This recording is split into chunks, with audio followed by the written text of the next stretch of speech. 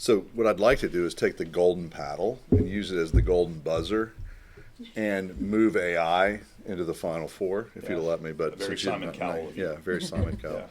Yeah. So first of all, most of the voice first interfaces are AI enabled. Yep. So this is a little bit of a weird matchup, and I'll just basically say it this way: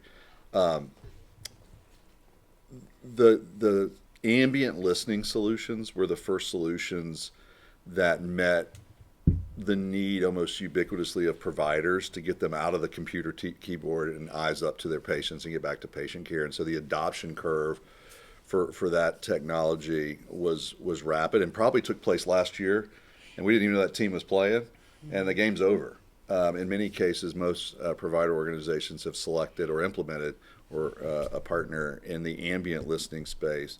I think that the debut and what was all over J.P. Morgan in the venture arm portion of that venture investor track was the use of AI and agentic AI to perform tasks that touch patients directly. And again, all of the promise that we talked about earlier today in the tournament related to solving things like workforce shortage or access. It's the deployment of smart AI in a conversational format that allows patients to interact as if they're interacting with a human. And those models are getting so good so quickly that it's almost hard to envision the impact this is going to have because, frankly, healthcare systems are well behind how fast this technology is moving. But make no mistake, I think it's going to change lots of components of healthcare, both enabling patients, for example, a hospital discharge follow-up today is typically something that's enabled by an alert that comes in somewhere to someone's work queue. A human has to call and try to connect with that patient and coordinate services post-discharge, get them back into the hospital, get them back into the office.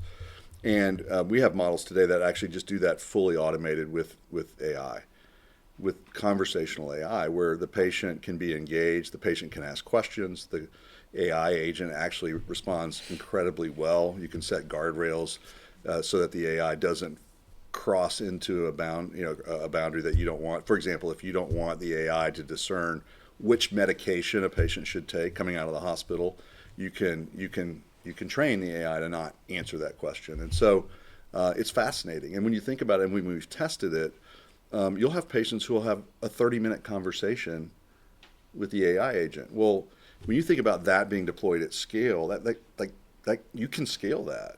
You can have thousands and hundreds of thousands and millions of those conversations in parallel. Well, whereas with humans, you have a fixed capacity. So obviously, very, very bullish on AI being one of the solutions that will fix some of healthcare's biggest problems.